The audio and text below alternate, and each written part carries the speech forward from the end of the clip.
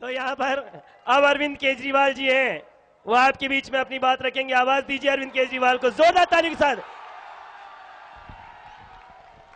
भारत माता की। केम छो मजामा। दोस्तों, बहनों भाइयों,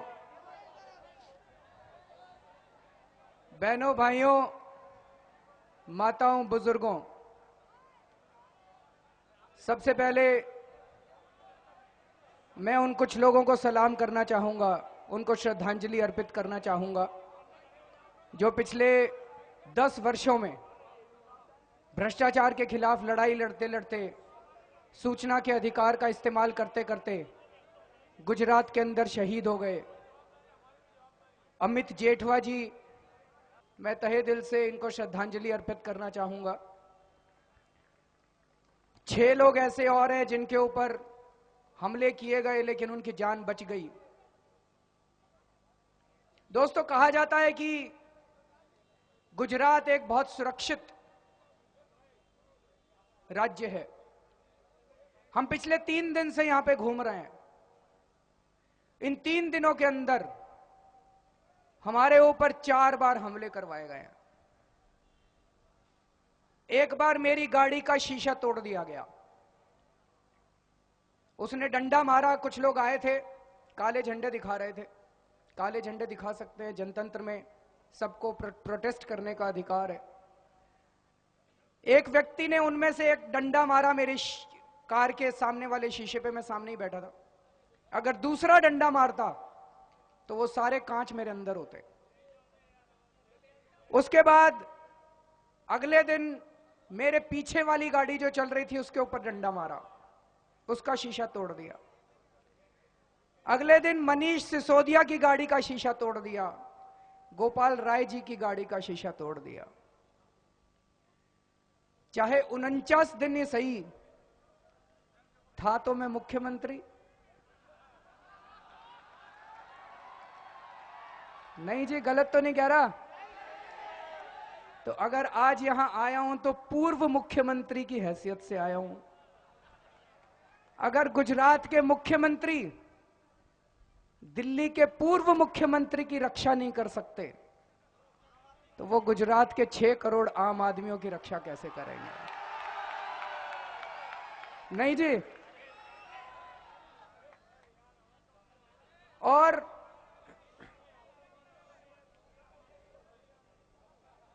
दोस्तों, मैं तो भगवान से शुक्र मना रहा था। भगवान का मैं शुक्रगुजार हूं कि 3 दिन से यहां पे हूं, अभी तक एनकाउंटर नहीं हुआ मेरा। नहीं तो कुछ भी हो सकता है गुजरात में। नहीं, कुछ भी हो सकता है गुजरात में, कुछ भी हो सकता है गुजरात में। कल मैंने मोदी जी से मिलने की कोशिश की, टाइम नहीं लिया था, पर कई बार बिना टाइम लिए चले जाते हैं। भाई देखते हैं, अगर फ्री होंगे तो मिल लेंगे, कोई कसूर थोड़ी किया भाई। मेरे पास भी बहुत लोग आते थे जब मैं मुख्यमंत्री था। अगर टाइम होता तो मैं आम आदमियों से भी बिना टाइम दिए मिल लिया करता था। तो मैं मुख्यमंत्री जी से मिलने उनके आवास की तरफ चला और मैं दंग रह गया। अपने घर से 5 किलोमीटर दूर 1000 पुलिस वाले भेज के मेरे को रुकवा दिया। मेरे पास तो बंदूक भी नहीं थी, मेरे पास तो डंडे भी नहीं थे, ना मैं कोई आतंकवादी, पूर्व मुख्यमंत्री हूं, और अपने घर से 5 किलोमीटर दूर मेरे को पुलिस भेज के रुकवा दिया। मैंने पुलिस वालों से पूछा, जी क्या हो गया? कहते हैं वो आज बिजी हैं। मैंने कहा, जो लोग मिलने के लिए आते हैं, अगर नरेंद्र मोदी जी बिजी हो तो उनको 5 किलोमीटर दूर पुलिस भेज के रुकवा दिया जाता है क्या? इतना क्यों डर रहे हैं नरेंद्र मोदी जी मेरे से? मैं कुछ खा थोड़ी जाऊंगा उनको। अरे इतना क्यों डर रहे हैं मेरे से? मैंने ऐसा क्या कर दिया? कितनी पुलिस भेज के 5 किलोमीटर दूर मेरे को रुकवा रहे हैं? बुला लेते, कह देते भाई अरविंद जी आज मैं बहुत बिजी हूं, चाय पियो बैठ के, चुनाव के बाद मिलेंगे। मेरे से मिलने में भी इतना डर लग रहा है, बताओ। कुछ ना कुछ तो गड़बड़ है। नहीं जी, कुछ ना कुछ तो गड़बड़ है। आप लोग कभी मिले हो उनके घर जाके? कोई मिला है? कोई नहीं मिला? अरे 11 साल से मुख्यमंत्री हैं आपके, आप आज तक कभी घर नहीं मिले उनके? अगर कोई मिला हो तो जरा सा हाथ खड़ा कर दे, अगर कोई मिला हो तो। एक आदमी मिला है, एक आदमी मिला। यहाँ पे अभी मेरे ख्याल से कई हजार लोग बैठे हैं, एक आदमी ने हाथ खड़ा किया, वो कह रहा मैं मिला हूं। दो लोग मिले हैं। बड़े किस्मत वाले हैं जी आप, बड़े किस्मत वाले हैं। दोस्तों, देश बहुत नाजुक दौर से गुजर रहा है। चारों तरफ भ्रष्टाचार, चारों तरफ महंगाई, एक आम आदमी का जीना मुश्किल होता जा रहा है। बच्चे पालने मुश्किल हो गए, घर चलाना मुश्किल हो गया। पिछले 10 साल से कांग्रेस की सरकार है केंद्र में। हम लोग दुखी हो चुके हैं कांग्रेस से, एक आम आदमी दुखी हो चुका है कांग्रेस से। घोटालों में तो कांग्रेस ने देश के साथ, देश तो क्या पूरी दुनिया के सारे रिकॉर्ड तोड़ दिए। और एक दिन एक आईआईटी का पढ़ा लिखा आदमी हिसाब लगा रहा था कि जितना अंग्रेजों ने 200 साल में नहीं लूटा, उतना कांग्रेसियों ने 10 साल में लूट लिया इस देश को। जितना कांग्रेसी 200 साल में, जितना अंग्रेज देश को लूट के लंदन नहीं लेके गए, उससे ज्यादा ये कांग्रेसियों ने 10 साल में स्विस बैंकों में पैसा जमा करा लिया होगा। तो दोस्तों, देश मन बना चुका है कि कांग्रेस को उखाड़ के फेंकना इस बार। लेकिन पिछले 1 साल से इस देश के अंदर एक बहुत बड़ा षड्यंत्र चल रहा है, बहुत बड़ा षड्यंत्र चल रहा है। यूपीए को तो हटाना है, कांग्रेस को तो हटाना है, लेकिन किसको लाना है? पिछले 1 साल से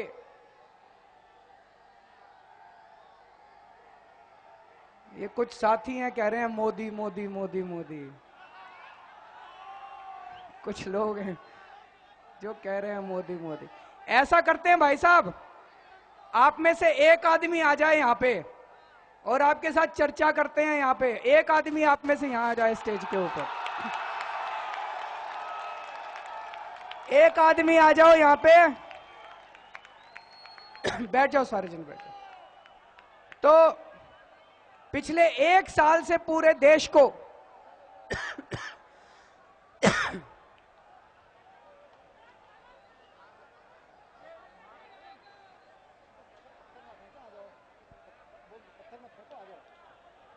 हाँ, ये पत्थर फेंक रहे हैं हमारे ऊपर। बताओ, पत्थर मत फेंको, आओ ना, बैठ के बात तो करो। बैठ के बात नहीं करते हैं। ये पत्थर आया है यहाँ पे, पत्थर फेंक रहे हैं। बताओ हमारे ऊपर। ऐसे जीतेंगे मोदी जी चुनाव? पत्थर फेंक फेंक के जीतेंगे? हम कह रहे हैं भाई आओ, मोदी जी ने क्या क्या काम करा, थोड़ा सा चर्चा करते हैं। एक आदमी आ जाओ यहाँ पे, चर्चा करते हैं। चर्चा नहीं करेंगे।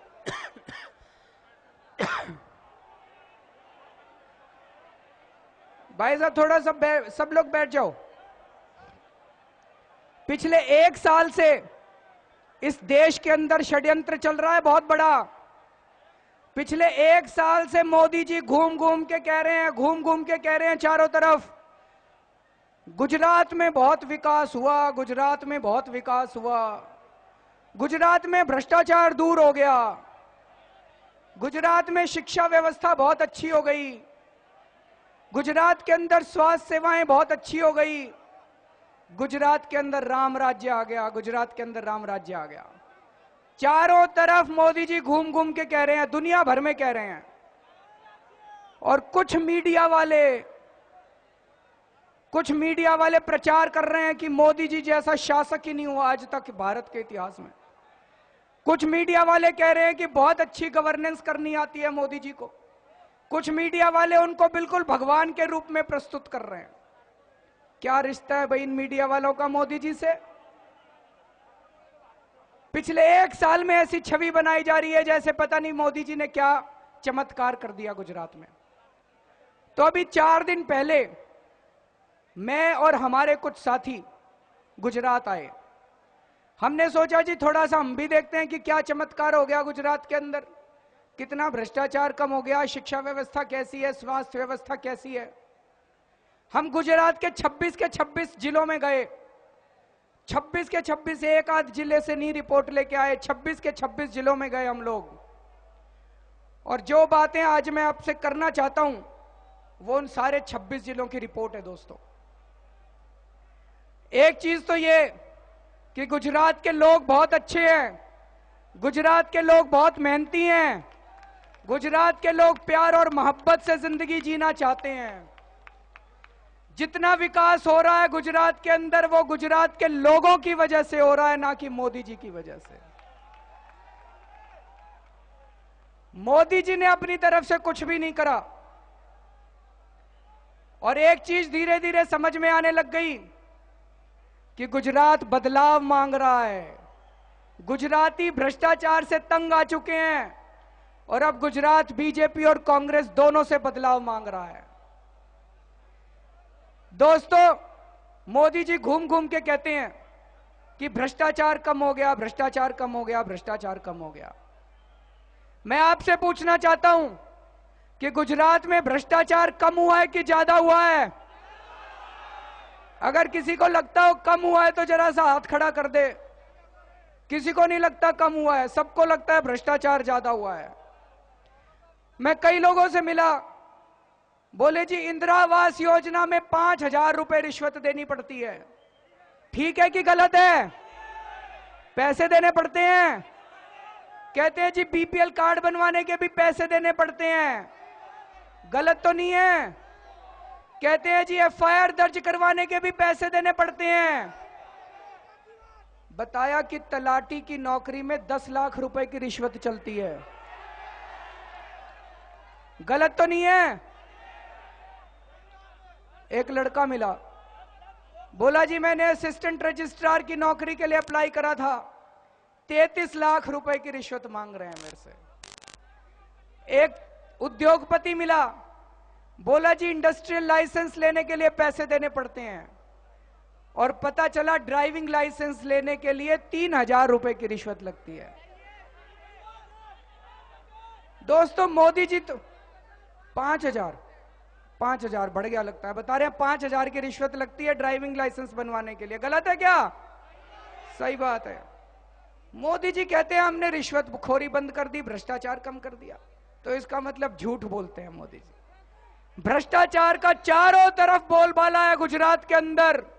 एक आम आदमी का भ्रष्टाचार की वजह से जीना मुश्किल होता जा रहा है। मेरे को एक और बात पता चली,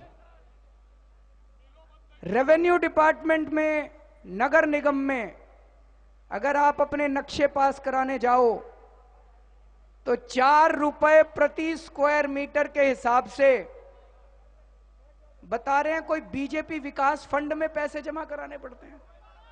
हैं जी? गलत है कि ठीक है? कोई बीजेपी विकास फंड है उसमें पैसे जमा कराने पड़ते हैं। बताते हैं राशन लेने जाओ तो जब आप अपना अंगूठा लगाते हो तो 5 रुपए एक्स्ट्रा देने पड़ते हैं, गलत है कि ठीक है? बता देना जी गलत है कि ठीक है? ये मेरे को कई लोगों ने कहा था, इसलिए मैं आपसे पूछ रहा हूं। चारों तरफ भ्रष्टाचार का बोलबाला है, चारों तरफ भ्रष्टाचार का बोल। आम आदमी पार्टी ने 49 दिन तक सरकार बनाई थी दिल्ली के अंदर, और 49 दिनों के अंदर भ्रष्टाचार में भारी कमी आई थी दिल्ली के अंदर। ये मैं नहीं कह रहा, टाइम्स ऑफ इंडिया वालों ने सर्वे कराया था और उस सर्वे के अंदर निकल के आया कि दिल्ली में 49 दिनों में जब केजरीवाल की सरकार थी तो भ्रष्टाचार के अंदर दिल्ली में भारी कमी आई थी। पुलिस वालों ने दिल्ली में रिश्वत लेनी बंद कर दी थी उन दिनों में। ट्रांसपोर्ट डिपार्टमेंट में जितने दलाल खड़े थे सारे दलाल भाग गए थे। लोगों को ड्राइविंग लाइसेंस बिना रिश्वत के मिलने चालू हो गए थे। पहले सरकारी अस्पतालों के अंदर दवाइयां नहीं मिला करती थी, इन 49 दिनों की सरकार में लोगों को सरकारी अस्पतालों में दवाइयां मिलनी चालू हो गई थी।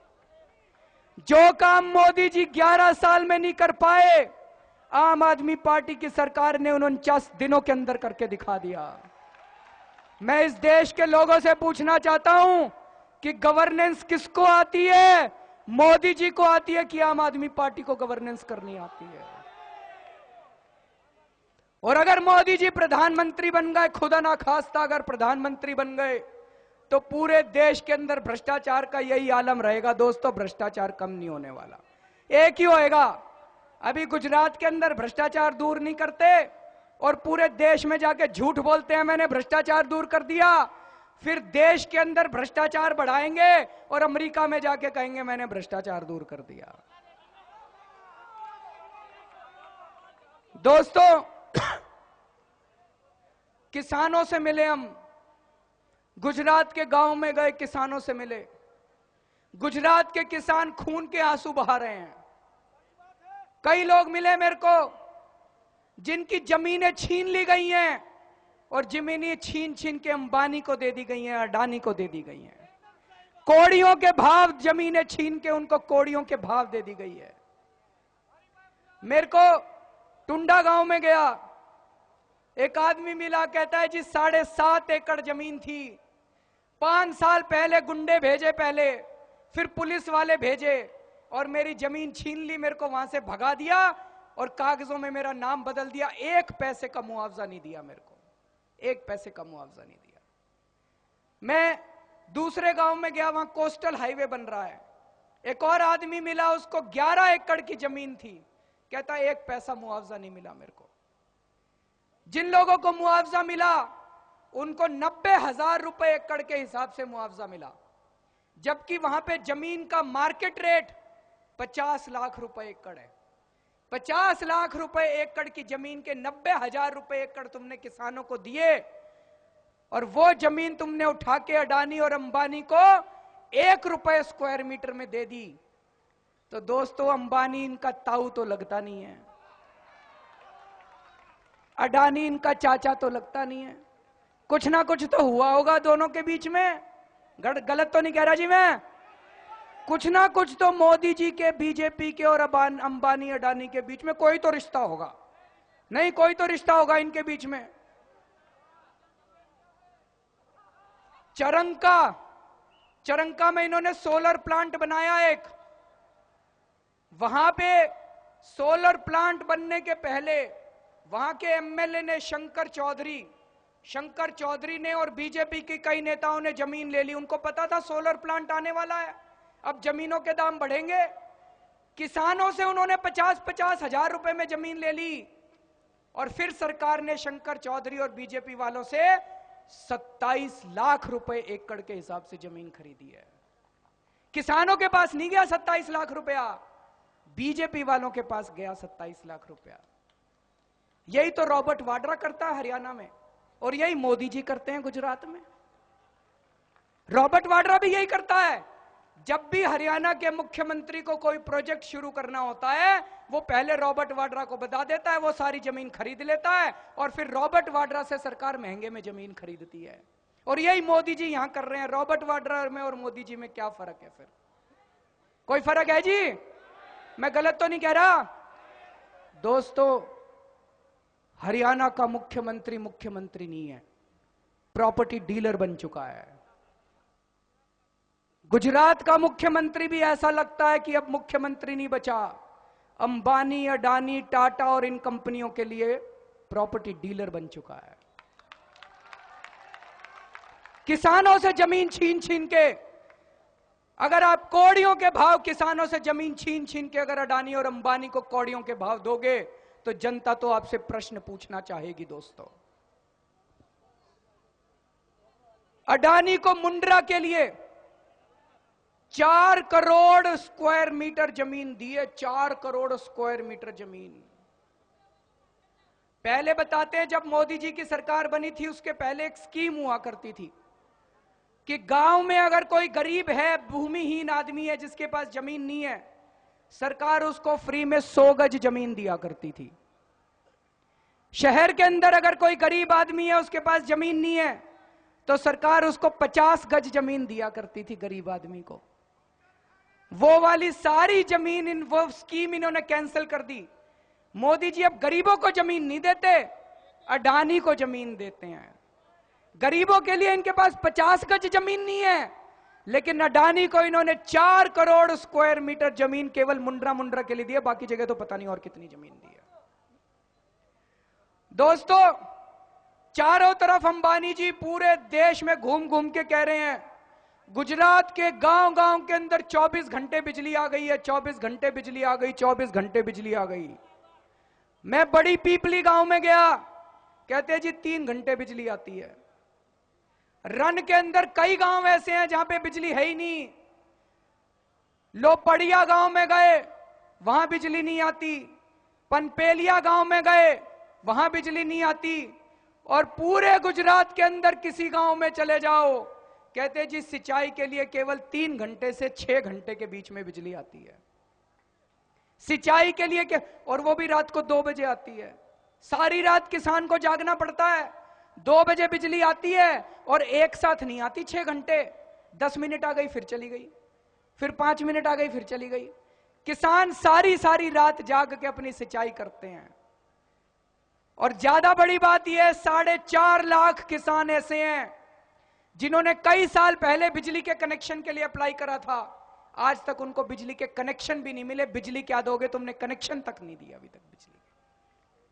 कहते हैं 24 घंटे बिजली आती है, झूठ बोल रहे हैं, 24 घंटे बिजली आती है।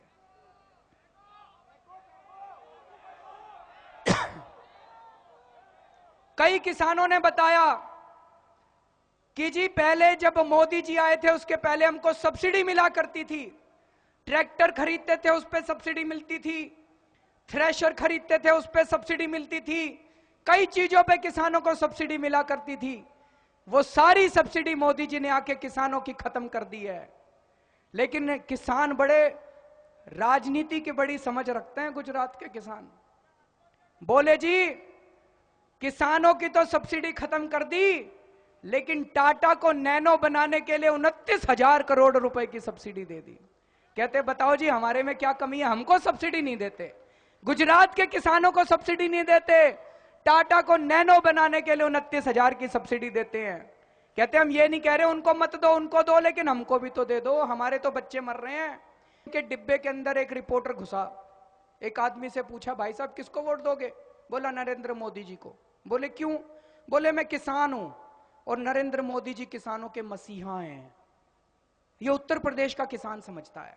ये मीडिया वालों ने झूठ बोल बोल के झूठ बोल बोल के झूठ बोल बोल के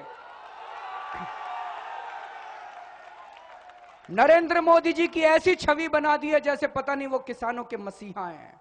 अगर देश के किसानों को नरेंद्र मोदी जी की सच्चाई पता चल जाए, अगर देश के किसानों को गुजरात के किसानों की सच्चाई पता चल जाए, इस देश का एक किसान नरेंद्र मोदी जी को वोट नहीं देगा। एक भी किसान नरेंद्र मोदी जी को वोट नहीं देगा।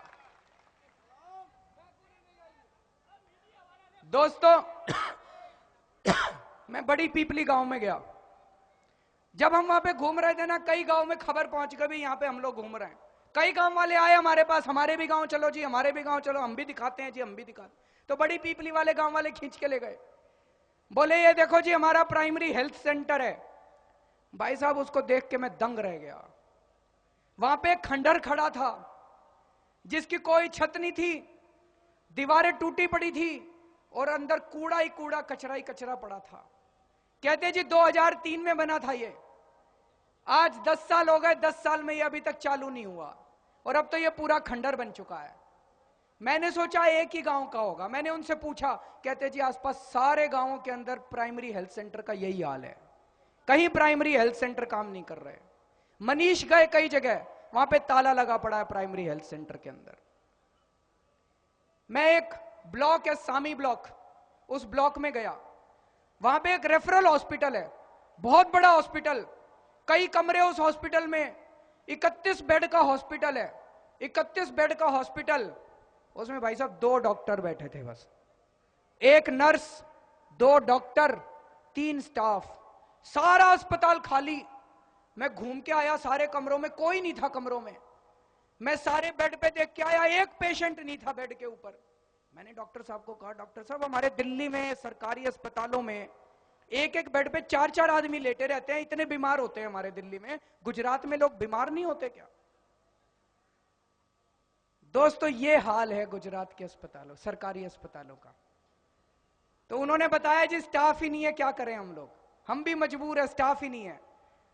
मैं मालिया गांव में गया, वहां पे कम्युनिटी हेल्थ सेंटर है, वहां पे 2 डॉक्टर हैं। एक डॉक्टर हफ्ते में 1 दिन आती है। ना दवाइयां हैं, ना डॉक्टर है, ना नर्सें हैं, ना स्टाफ है। बाबरा अमरेली गांव में गए, वहां पे भी एक बहुत बड़ा अस्पताल था, वहां पे केवल 1 डॉक्टर था। कोई दवाइयां नहीं है और कोई डॉक्टर नहीं है। भुज के अंदर जब अर्थक्वेक आया था, भूचाल आया था, तो अटल बिहारी वाजपेयी जी, उनके दिल में काफी दर्द हुआ उसको लेके। उन्होंने ये तय किया कि यहां पे एक सुपर स्पेशलिटी अस्पताल बनाएंगे। वाजपेयी जी की मैं बड़ी तारीफ करता हूं। 130 करोड़ रुपए उन्होंने तुरंत अपने प्राइम मिनिस्टर रिलीफ कोष से सैंक्शन करे। 130 करोड़ रुपए का रिकॉर्ड टाइम के अंदर अस्पताल बनाया गया भुज के अंदर। वो इतना शानदार अस्पताल था कि अगर भुज में दूसरा अर्थक्वेक आता है तो भारी से भारी अर्थक्वेक के अंदर भी वो अस्पताल नहीं टूटेगा। लेकिन दोस्तों, दुख की बात यह है, वाजपेयी जी ने अस्पताल तो बनवा दिया, लेकिन उसको चलाने की जिम्मेदारी तो मोदी जी की थी। वो अस्पताल कई सालों तक बंद पड़ा रहा, उसको चलाया ही नहीं गया। और ये मीडिया वाले कहते हैं गवर्नेंस आती है मोदी जी को। ये मीडिया वाले कहते हैं बड़े बढ़िया एडमिनिस्ट्रेटर हैं, सबसे देश के सबसे बढ़िया एडमिनिस्ट्रेटर हैं। और फिर फाइनली पता है क्या किया रहा उस अस्पताल का? उस अस्पताल को उठा के अडानी को दे दिया। अभी कुछ साल पहले मोदी जी ने उस अस्पताल को उठा के अडानी को दे दिया। सारे गुजरात को ये धीरे धीरे अडानी को सौंप देंगे। अब अडानी वहां पे गरीबों का इलाज नहीं करते, वहां पे उसको प्रॉफिट के लिए उस अस्पताल को चला रहे हैं। उन्होंने उसमें मेडिकल कॉलेज बना लिया अब उसके अंदर। दोस्तों, पूरे गुजरात की अगर हम बात करें, पूरे गुजरात में जितने प्राइमरी हेल्थ सेंटर हैं उसमें 318 लेडीज डॉक्टरों की जरूरत है। 318। और आपको पता है कितनी लेडी डॉक्टर काम कर रही हैं? पूरे गुजरात में प्राइमरी हेल्थ सेंटर में केवल 9 लेडी डॉक्टर काम कर रही हैं। 318 लेडी डॉक्टर की जरूरत है, 9 लेडी डॉक्टर काम कर रही हैं। प्राइमरी हेल्थ, हाँ बहन जी ठीक कह रहे, वो भी नहीं आती होंगी। पूरे गुजरात के अंदर 318 बच्चों के डॉक्टरों की जरूरत है प्राइमरी हेल्थ सेंटरों में, और उनमें से केवल 3 डॉक्टर काम कर रहे हैं। 318 में से केवल 3 डॉक्टर काम कर रहे हैं। 1272 स्पेशलिस्ट्स की जरूरत है। 1272 स्पेशलिस्ट्स की जरूरत है, केवल 76 स्पेशलिस्ट काम कर रहे हैं। केवल 76 स्पेशलिस्ट डॉक्टर काम कर रहे हैं। ये स्वास्थ्य सेवाएं हैं, ये मोदी जी का गवर्नेंस है, ये हमारे देश के बेस्ट एडमिनिस्ट्रेटर का एडमिनिस्ट्रेशन है। सारे अस्पताल बंद पड़े हैं, अस्पताल खंडर बने पड़े हैं, डॉक्टर आते नहीं हैं, दवाइयां हैं नहीं, डॉक्टरों की वैकेंसी पड़ी है, डॉक्टरों की अपॉइंटमेंट नहीं की जा रही है। अब थोड़ी सी शिक्षा की बात करते हैं। मनीष ने बताया, मनीष एक कॉलेज में गए, 618 बच्चे थे और 3 टीचर थे केवल। 618 बच्चे और 3 टीचर, 1 प्रिंसिपल 2 टीचर। एक स्कूल है भाव Singh senior secondary school Porbandar में, गांधी जी के शहर में। भाव सिंह सीनियर सेकेंडरी स्कूल जो बताया जाता है कि पहले बहुत ही अच्छा स्कूल हुआ करता था, लोग गर्व किया करते थे उस सरकारी स्कूल पे। लोग कहते थे मैं उस स्कूल का पढ़ा हुआ हूं जी, मैं उस स्कूल का पढ़ा हुआ हूं। गोपाल भाई वहां पे गए, उन्होंने बताया पूरा स्कूल खंडर बन चुका है, पूरा स्कूल टूट चुका है, पूरा स्कूल खंडर बन चुका है। पूरे गुजरात के अंदर 37,000 के करीब प्राइमरी स्कूल हैं, जिनमें से 5,000 स्कूल ऐसे हैं जिनमें केवल 1 टीचर है। 1 टीचर 5 क्लासों को पढ़ाता है। 5 क्लासों को 1 टीचर कैसे पढ़ाएगा जी? तो वो एक ही कमरे में सारे बच्चों को बिठा लेता है। एक कोने में पहली वालों को बिठा लेता है, दूसरे कोने में दूसरी वालों को बिठा लेता है, तीसरे कोने में तीसरी वालों को, चौथे कोने में चौथी वालों को, और बीच में 5वीं वालों को बिठा लेता है। ऐसे क्लासें चलती है। यह शिक्षा का हाल है जी। पूरे गुजरात के अंदर 42,000 टीचरों की वैकेंसी है। 5,000 प्रोफेसरों की वैकेंसी है। बताओ 42,000 टीचरों की अगर वैकेंसी है तो शिक्षा व्यवस्था का क्या हाल है। और एक टीचर को कितनी तनख्वाह मिलती है?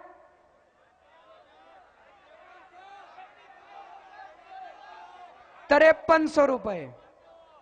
5300 रुपए एक पढ़ा लिखा आदमी, ग्रेजुएट आदमी, शादीशुदा आदमी, 5 लोगों का परिवार 5300 रुपए प्रति माह के हिसाब से कैसे चलाएगा? अगर आप अडानी को, अगर आप टाटा को 29,000 करोड़ की सब्सिडी दे सकते हो तो अपने टीचरों को थोड़ी सी तनख्वाह तो दे दो ताकि बच्चों को पढ़ा लें वो लोग। हैं जी? 1500 5 साल के लिए कॉन्ट्रैक्ट होता है। कॉन्ट्रैक्ट पे होते हैं, 5 साल के लिए कॉन्ट्रैक्ट पे टीचरों को कॉन्ट्रैक्ट पे रख रखा है दोस्तों। और मोदी जी जितनी बाहर जाके देश में इतना झूठ बोलते हैं, इतना झूठ बोलते हैं जिसका कोई हिसाब नहीं है। मोदी जी ने कहा है कि पूरे गुजरात के अंदर खेती में बड़ा इजाफा हो गया, 11% कृषि विकास दर, 11% कहते हैं, 11% कृषि विकास दर। कल हम गुजरात सरकार की वेबसाइट पे गए तो वहां पता चला 11% विकास दर नहीं है, -1% विकास दर है, 1% नेगेटिव विकास दर है गुजरात का। इतना झूठ कैसे बोल सकता है कोई मुख्यमंत्री? इतना झूठ कैसे बोल सकता है? और ये मेरे पास, मैं चुनौती देता हूं, चुनौती भी देके क्या करूंगा, मिलते तो है नहीं वो, नहीं क्या करूंगा चुनौती देके, ना चिट्ठी का जवाब देते, ना मिलते, ना किसी का जवाब देते।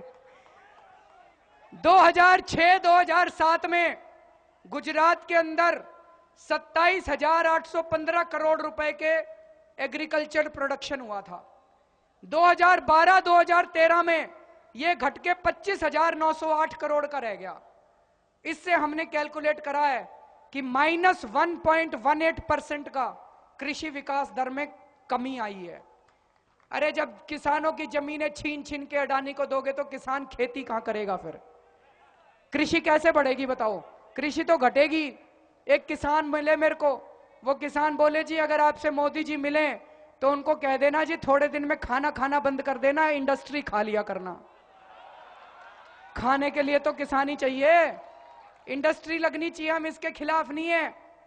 और इंडस्ट्री का भी क्या हाल है बता देता हूं। पूरे गुजरात के अंदर पिछले 10 सालों में 60,000 स्मॉल स्केल इंडस्ट्रीज बंद हो गई हैं।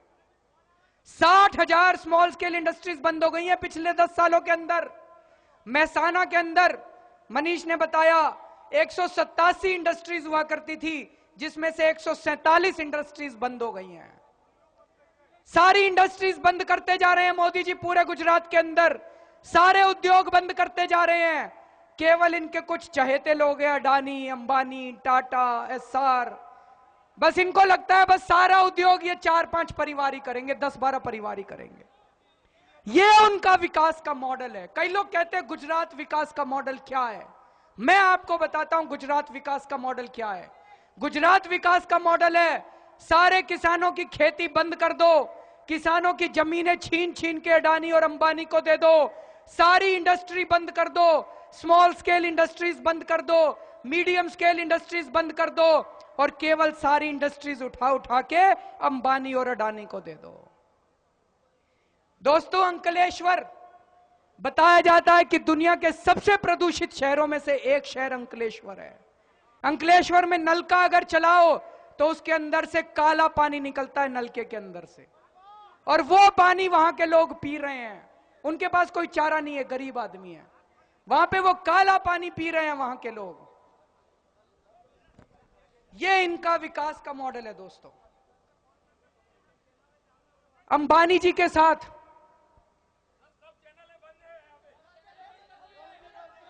कोई बात नहीं, ये चैनल वाले अपना धर्म करें। मैंने तो बार बार कहा है कि मोदी जी के बिहाफ पे मुकेश अंबानी और अडानी ने टीवी चैनल वालों को पैसे खिला रखे हैं। लेकिन मैं आज इन टीवी चैनल वालों को कहना चाहता हूं, ये देश आपका भी है, आपके बच्चे भी यहीं रहते हैं, अमेरिका से नहीं आए तुम सारे के सारे। अगर ऐसे देश के साथ गद्दारी करोगे तो इतिहास तुम लोगों को माफ नहीं करेगा, इतिहास तुम लोगों को माफ नहीं करेगा।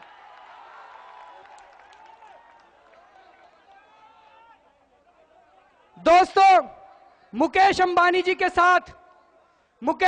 जी के साथ राहुल गांधी के और नरेंद्र मोदी के बड़े घनिष्ठ संबंध हैं। हम बार बार इसकी चर्चा करते रहे हैं। मुकेश अंबानी जी बार बार जाके मोदी जी से मिला करते थे, कहते थे मेरे को ये प्रोजेक्ट दे दो, मेरे को ये प्रोजेक्ट दे दो। मुकेश अंबानी जी को थोड़े दिन बाद मोदी जी ने कहा, ये बार बार आके तुम तंग करते हो, एक काम करो, अपने परिवार का एक आदमी बिठा दो, मैं उसको मंत्री बना देता हूं, फिर सारे प्रोजेक्ट खुद ही ले लिया करना। सौरभ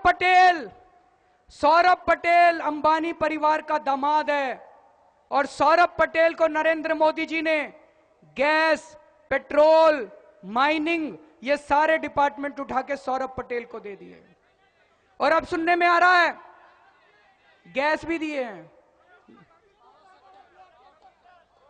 और अभी सुनने में आ रहा है कि अगर मोदी जी प्रधानमंत्री बन गए तो सौरभ पटेल शायद गुजरात का मुख्यमंत्री बनेगा।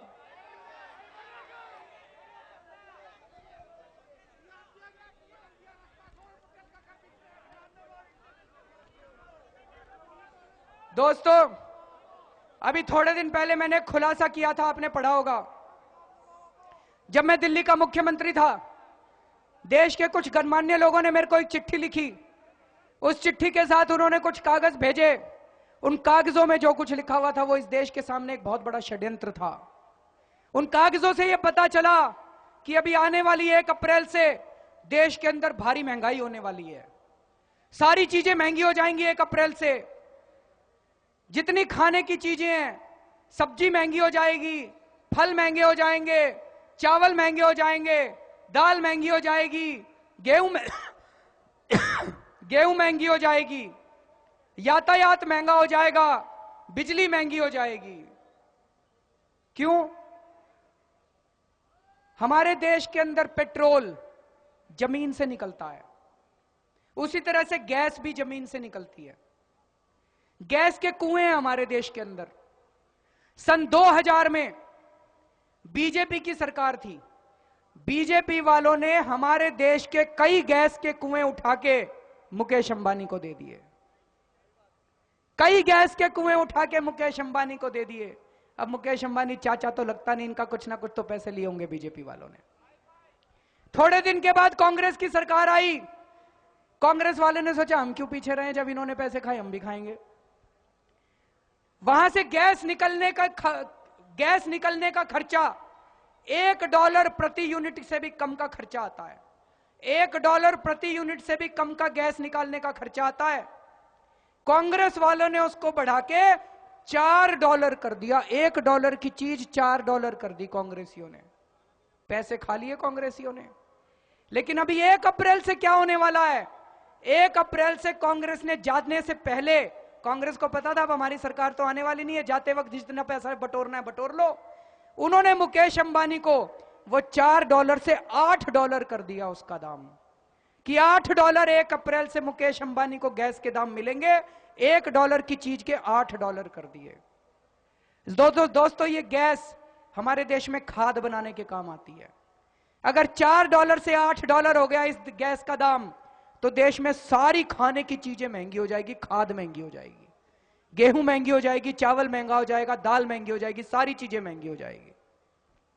इसी गैस से बिजली बनती है, बिजली भी महंगी हो जाएगी। इसी गैस से सीएनजी चलती है, सीएनजी भी महंगी हो जाएगी, तो यातायात महंगा हो जाएगा। मैंने मुकेश अंबानी जी को चिट्ठी लिखी। मैंने कहा मुकेश अंबानी, मैंने नरेंद्र मोदी जी को चिट्ठी लिखी। नरेंद्र मोदी जी से मैंने पूछा, मैंने कहा मोदी जी, अगर आप प्रधानमंत्री बन गए तो आप गैस का दाम $4 रखोगे कि $8 करोगे, या $1 लाओगे? कितना दाम करोगे गैस का? उनका कोई जवाब नहीं आया मोदी जी का। आज 20 दिन हो गए चिट्ठी लिखे हुए, उनका कोई जवाब नहीं आया। मैंने सोचा ये जवाब क्यों नहीं दे रहे, तो पता चला नरेंद्र मोदी जी मुकेश अंबानी के हेलीकॉप्टर में घूमते हैं। नरेंद्र मोदी जी मुकेश अंबानी के हवाई जहाजों में घूमते हैं। फिर मैंने चिट्ठी लिखी, मैंने कहा जी मेरे को पता चला है आप कई सारे हेलीकॉप्टरों में और हवाई जहाज में घूमते हो, लोग कह रहे हैं ये अंबानी के हेलीकॉप्टर हैं, आप ये तो बताओ आपके पास कितने हेलीकॉप्टर हैं और कितने जहाज हैं और ये किसके हैं। एक मन में प्रश्न तो उठता है जी, कहते हैं मैं चाय बेचा करता था, ये चाय बेचने वाले के पास हेलीकॉप्टर कहां से आ गए? नहीं, मन में तो आता है कि चाय बेचने वाले के पास इतने हवाई जहाज कहां से आ गए। तो मैंने पूछा जी कितने हवाई जहाज हैं, कितने हेलीकॉप्टर हैं, जो बताओ तो सही, जनता पूछना चाहती है। कोई जवाब नहीं आया, कोई जवाब नहीं आया। फिर मेरे को पता चला मोदी जी की एक एक रैली में 50-50 करोड़ रुपए खर्च होते हैं। मैंने फिर मोदी जी को चिट्ठी लिखी, मैंने कहा जी ये तो बताओ कि आपकी एक एक रैली में कितने पैसे खर्च होते हैं। लोग कह रहे हैं मुकेश अंबानी दे रहा है ये सारे पैसे। फिर कोई जवाब नहीं आया। दोस्तों ये सारे के सारे मिले हुए हैं, लेकिन अभी 3 दिन में जब हम यहां पे गुजरात में आए तो मेरे को सारी चिट्ठियों का जवाब मिल गया। यहां पे गुजरात सरकार का एक ऑफिसर मेरे पास आया, उसने आके मेरे को बताया कि गुजरात सरकार ने केंद्र सरकार को लिखा है कि गैस के दाम बढ़ा के $16 कर दिए जाएं। पकड़े गए मोदी जी। गैस के दाम कांग्रेस ने तो $8 करे हैं, उस $8 की वजह से ही 1 अप्रैल से महंगाई हो जाएगी। लेकिन अगर मोदी जी देश के प्रधानमंत्री बन गए तो मुकेश अंबानी को $1 के $16 देंगे वो। तो आप ये मान लेना कि आपकी सारी खाने पीने की वस्तुओं के दाम दुगने से तिगुने हो जाएंगे। आपकी बिजली के दाम कम से कम 4 गुना हो जाएंगे।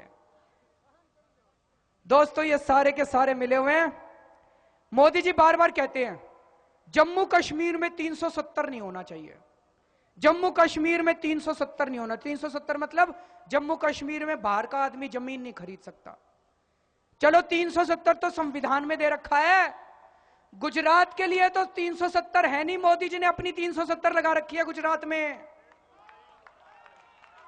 गलत तो नहीं कह रहा? मेरे पास कई सिख आए थे, उन सिखों को लाल बहादुर शास्त्री जी लेके आए थे। लाल बहादुर शास्त्री जी ने उनको कहा था कच्छ रेगिस्तान है, आप लोग वहां पे जाओ, देश की रक्षा करो बॉर्डर के ऊपर और वहां पे खेती करो। उन सिखों ने मेरे को बताया जी अपना खून पसीना एक करके हम लोगों ने वहां पे खेती करनी चालू करी है। और अभी 2010 में मोदी जी ने आके ऑर्डर पास कर दिया कि जितने बाहर के लोगों ने गुजरात के अंदर जमीनें ली हैं उन सब की जमीनें छीनी जाएंगी।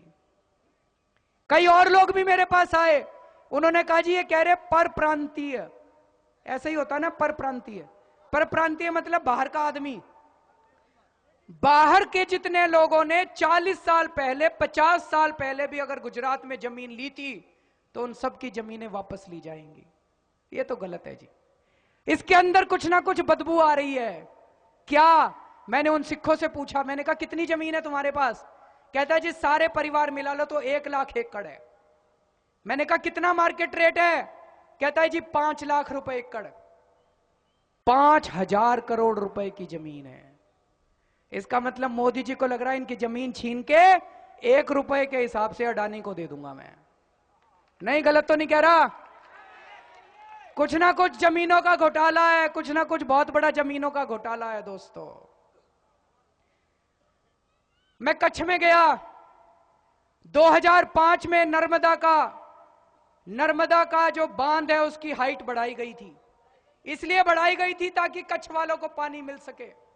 आज 8 साल हो गए, कच्छ के लोगों को एक बूंद पानी नहीं मिला है। मैंने पूछा जी क्यों नहीं मिला? कहते जी सारा पानी इन्होंने डाइवर्ट करके कुछ इंडस्ट्रीज को दे दिया। वहां लोगों के पास पीने को पानी नहीं है, वहां लोगों के पास खेती को पानी नहीं है। आज 8 साल हो गए लेकिन लोगों को एक बूंद पानी नहीं मिला है। और गुजरात के अंदर बेरोजगारी का यह आलम है कि अगर 1500 तलाटी की नौकरियां निकलती हैं तो 8 लाख लोग उसके लिए अप्लाई करते हैं।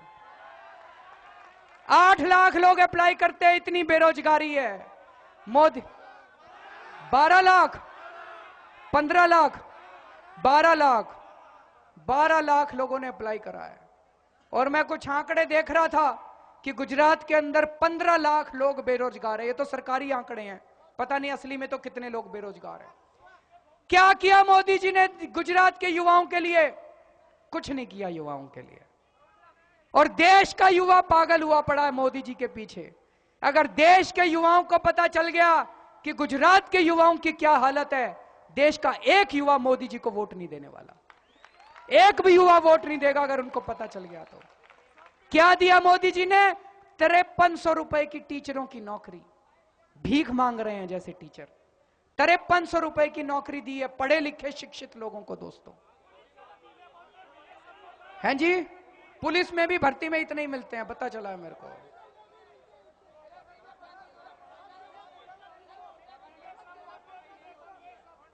मेरे पास अभी जब मैं घूम रहा था पूरे गुजरात में, जैसे अभी ये लोग आए थे, मैंने कहा था भाई आ जाओ एक आदमी बात कर लेते हैं, आए नहीं, भाग गए।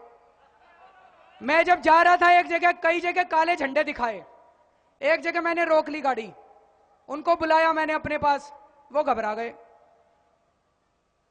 जो कमजोर आदमी होता है ना, डंडा मारने वाला कायर होता है, डंडा खाने वाला बहादुर होता है। उनको ये उम्मीद नहीं थी कि मैं गाड़ी रोक के उनसे बात करना चालू कर दूंगा। तो मैंने उनसे पूछा, मैंने कहा आ जाओ, क्यों दिखा रहे हो मेरे को काले झंडे? कहते जी आप केवल नेगेटिव बात कर रहे हो। एक मिनट। कहते हैं जी आप नेगेटिव बात कर रहे हो, मोदी जी ने विकास भी तो कितना करा है। मैंने कहा बैठो मेरी गाड़ी में, चलो विकास देखने चलते हैं। बताओ कहां चलें? बोले जी देखो ये सड़क कितनी अच्छी बनाई। मैंने कहा सारे हाईवे बड़े अच्छे हैं, लेकिन गांव में चले जाओ, गांव में सड़कों का नाम ही नहीं है, गांव में तो कहीं सड़कें नहीं है। कहते हैं ये बात तो है। फिर मैंने कहा और क्या विकास करा? फिर सोचने लग गया, थोड़ी देर सोचा, सोचने के बाद कहते हैं 108। मैंने कहा 108 क्या है? कहता है एम्बुलेंस सर्विस। मैंने कहा शर्म कर लो, 12 साल में आपके मुख्यमंत्री ने एक एम्बुलेंस सर्विस चालू की है जिस पे आप लोगों को गर्व है। वो भी नहीं करती काम, वो सेंट्रल गवर्नमेंट की है। बता रहे वो सेंट्रल, वो भी इनकी नहीं है। बताओ उसकी भी पोल पट्टी खुल गई। फिर पता है वो काले झंडे वाले क्या बोलते हैं मेरे को, फिर दोस्ती हो गई। कहते देखो जी ऐसा है, हमको तो बीजेपी वालों ने कहा था ये करने के लिए, लेकिन हमारी भी जमीनें छीन ली सारी, कुछ करो उसके बारे में। कहते हमारी सबकी जमीनें छीन ली, आप कुछ करो इसके बारे में। इसलिए मैं इनको बुला रहा था, मैंने कहा आ जाओ स्टेज पे बैठ के बात करते हैं। मेरे को पता था ये सारे के सारे हमारे साथ इनकलाब जिंदाबाद करेंगे। दोस्तों एक चीज तो मेरे पास धीरे धीरे साफ होती जा रही है। अच्छा, मोदी जी की अपनी कंस्टिट्यूएंसी मणिनगर में संजय भाई, मनीष सिसोदिया, वो वहां पे मिल्लत नगर में होके आए हैं। वहां पे हिंदू भी रहते हैं, मुस्लिम भी रहते हैं, सारे लोग रहते हैं। वहां पे बताते हैं गटर नहीं है, सीवर ब्लॉक पड़े हैं, घरों में पानी आता है, डेली आधा घंटा पानी आता है, वो भी सीवर का मिक्स होके आता है, सारी सड़कें टूटी पड़ी हैं, और एक सर्व शिक्षा अभियान का स्कूल है जिसमें चारों तरफ लैट्रिन फैली पड़ी है और उल्टियां फैली पड़ी है। ये मोदी जी की अपनी विधानसभा का हाल है।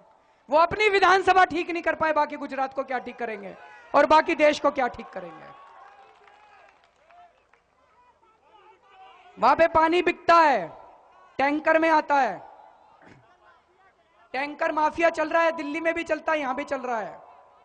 दोस्तों एक और चीज आपको बता दूं, आपको पता नहीं होगी, जब मोदी जी ने पहली बार मुख्यमंत्री बने थे 2001 में गुजरात के ऊपर 40,000 करोड़ का कर्जा था। 26,000 करोड़ का, 36,000 का करोड़, आज वो बढ़ के 1,80,000 करोड़ का कर्जा हो गया आप लोगों के ऊपर। गुजरात के ऊपर 1,80,000 करोड़ का कर्जा हो गया है। कहां गया ये सारा का सारा पैसा? इसका जवाब तो मोदी जी को देना पड़ेगा।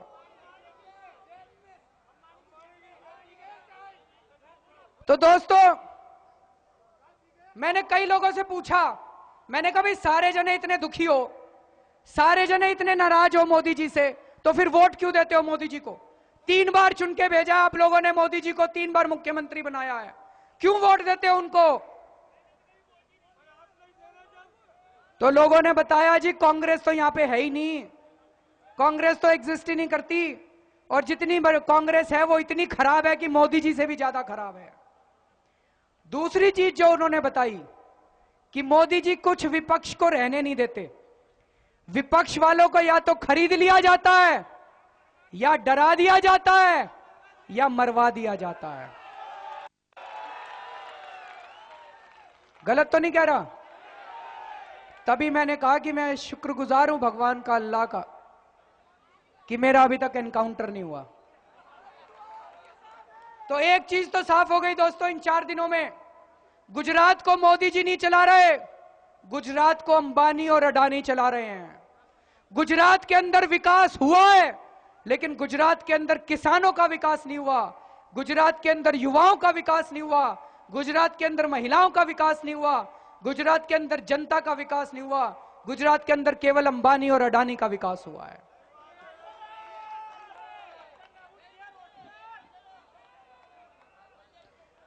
आप लोगों की जानकारी के लिए बता दूं, अडानी की 2001 में टोटल 3000 करोड़ रुपए का अडानी का व्यापार होता था, 3000 करोड़ का।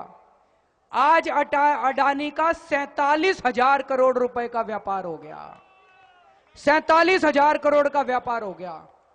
अब समझ में आया कि आपका इतना जो लोन चढ़ता जा रहा है वो लोन कहां जा रहा है। दोस्तों, सबसे बड़ी बात यह है कि मोदी जी जवाब क्यों नहीं देते। हमने चिट्ठी लिखी, चिट्ठी का कोई जवाब नहीं देते। हम मिलने के लिए गए, मिलते भी नहीं है, जवाब नहीं देते। हेलीकॉप्टर से आते हैं, स्टेज पे उतरते हैं, भाषण देते हैं, और फिर हेलीकॉप्टर में बैठ के वापस चले जाते हैं। जनता कहती है जी अब देश आजाद हो गया, अब राजा महाराजे खत्म हो गए इस देश के अंदर, हम बात करना चाहते हैं, हमारे बीच में बैठो तो सही, हमसे बात तो करो, हमसे हाथ तो मिलाओ, हमसे मिलो तो सही। जनता मिलना चाहती है, मिलते नहीं है। जनता बात करना चाहती है, बात नहीं करते। जनता प्रश्न पूछना चाहती है, प्रश्नों के जवाब नहीं देते। आज फिर से मैं मोदी जी को कह रहा हूं, चलो बातचीत करते हैं, जनता के बीच में बातचीत करते हैं, डिबेट करते हैं, गुजरात के विकास को लेकर डिबेट करते हैं। जहां मोदी जी कहें मैं वहां आने को तैयार हूं। पूरे देश में, पूरी दुनिया में जहां मोदी जी कहें मैं आने को तैयार हूं, उनसे वाद विवाद करने को तैयार हूं। जिस टाइम कहें मैं करने को तैयार हूं, दुनिया के जिस हिस्से में, जिस दिन, जिस समय वो कहें तैयार हूं। लेकिन मोदी जी बात तो करनी पड़ेगी, अब बात तो अब करनी पड़ेगी, बिना बात करे अब काम नहीं चलेगा। कुछ लोग मेरे को कह रहे हैं, कहते जी आप तो मोदी जी के पीछे पड़ गए, आप तो बीजेपी के पीछे पड़ गए, आप कांग्रेस के खिलाफ तो कुछ बोलते ही नहीं हो, आप तो कांग्रेस से मिले हुए हो। मैं उन लोगों की जानकारी के लिए बता दूं, इस देश का जो सबसे शक्तिशाली परिवार है, कौन सा परिवार है सबसे शक्तिशाली? गांधी परिवार। उस गांधी परिवार के दामाद के भ्रष्टाचार का खुलासा मैंने किया था। रॉबर्ट वाड्रा के भ्रष्टाचार का भंडाफोड़ मैंने किया था। मोदी जी ने नहीं किया था, बीजेपी वालों ने नहीं किया था, अरुण जेटली ने नहीं किया था, सुषमा स्वराज ने नहीं किया था। और जो कागज मैंने दिखाए थे आपको, रॉबर्ट वाड्रा के जनता को, वो कागज बीजेपी वालों के पास 2 साल पहले से मौजूद थे। लेकिन बीजेपी वालों की और कांग्रेस वालों की सेटिंग हो गई। बीजेपी वालों ने कहा तुम हमारे दामाद को बचा लो, हम तुम्हारे दामाद को बचा लेंगे। बीजेपी वालों का दामाद था रंजन भट्टाचार्य, कांग्रेस वालों का दामाद है रॉबर्ट वाड्रा। उनके पास रंजन भट्टाचार्य के कागज थे, इनके पास रॉबर्ट वाड्रा के कागज थे। दोनों पार्टियां मिल गई और दोनों पार्टियां चुप हो गई। इनको यह नहीं पता था ये कागज एक दिन केजरीवाल के हाथ लग जाएंगे और ये सारा भंडा फूट जाएगा। तो कांग्रेस के सबसे शक्तिशाली परिवार के दामाद का भंडाफोड़ मैंने किया था। और ये कहते हैं कांग्रेस से मिले हुए हो। सलमान खुर्शीद के भ्रष्टाचार का भंडाफोड़ मैंने किया था, कपिल सिब्बल के भ्रष्टाचार का भंडाफोड़ मैंने किया था, कांग्रेस के 15 मंत्रियों के भ्रष्टाचार का भंडाफोड़ मैंने किया था, बीजेपी वालों ने नहीं किया था। शीला दीक्षित 15 साल से जीत रही थी दिल्ली के अंदर, बीजेपी वाले जानबूझ के उसके सामने कमजोर आदमी खड़ा करते थे। शीला दीक्षित को आम आदमी पार्टी ने हराया था, बीजेपी वालों ने नहीं हराया था। और आज राहुल गांधी चुनाव लड़ने जा रहे हैं। राहुल गांधी के खिलाफ चुनाव लड़ने की हिम्मत नरेंद्र मोदी में नहीं है। राहुल गांधी के खिलाफ चुनाव लड़ने की हिम्मत सुषमा स्वराज में नहीं है। राहुल गांधी के खिलाफ चुनाव लड़ने की हिम्मत अरुण जेटली में नहीं है। राहुल गांधी के खिलाफ आज बीजेपी वाले फिर से कमजोर आदमी खड़ा करेंगे। राहुल गांधी को आज कौन चुनौती दे रहा है? आम आदमी पार्टी का सबसे बड़ा नेता कुमार विश्वास। कुमार विश्वास हरा के आएगा राहुल गांधी को। और ये बीजेपी वाले कहते हैं कांग्रेस वालों से मिले हुए हो। अरे शर्म कर लो बीजेपी वालों, मिले तो तुम हुए हो कांग्रेस वाले।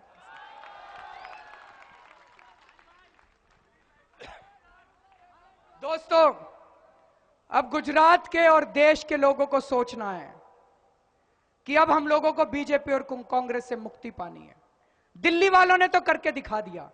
दिल्ली ने तो कांग्रेस और बीजेपी दोनों पार्टियों को हरा दिया। आम आदमी पार्टी की सरकार बन गई थी। अब भी ये डर गए दोनों के दोनों। अभी चुनाव हो जाए दिल्ली के अंदर दोबारा तो आम आदमी पार्टी की 50 से ज्यादा सीट आएंगी 70 में से। इसलिए चुनाव नहीं करा रहे दोबारा, डरे हुए हैं दोनों के दोनों। लेकिन अब गुजरात के लोगों को सोचना है कि बदलाव चाहिए कि नहीं चाहिए। दोस्तों, ये 2014 का चुनाव ये मामूली चुनाव नहीं है। मेरे हिसाब से ये धर्म युद्ध है। जैसे कुरुक्षेत्र में धर्म युद्ध हुआ था कौरवों और पांडवों के बीच में। एक तरफ इस देश की जनता खड़ी है, एक तरफ ये सारे की सारी पार्टियां खड़ी हैं। इस बार सीधी लड़ाई इस देश के लोगों और इस देश की पार्टियों के बीच में होने वाली है। हमारे पास तो कैंडिडेट नहीं है जी। गुजरात के अंदर सारी सीटों के अंदर कैंडिडेट आप खड़े करोगे, चुनाव चिन्ह हमारा होगा। हम आपके साथ मिलकर गुजरात को बीजेपी और कांग्रेस से मुक्ति दिलाने के लिए तैयार हैं। तैयार हो? आप सब लोगों का बहुत बहुत शुक्रिया, आपने इतनी देर तक हमारी बातें सुनी। भारत माता की इनकलाब, इनकलाब।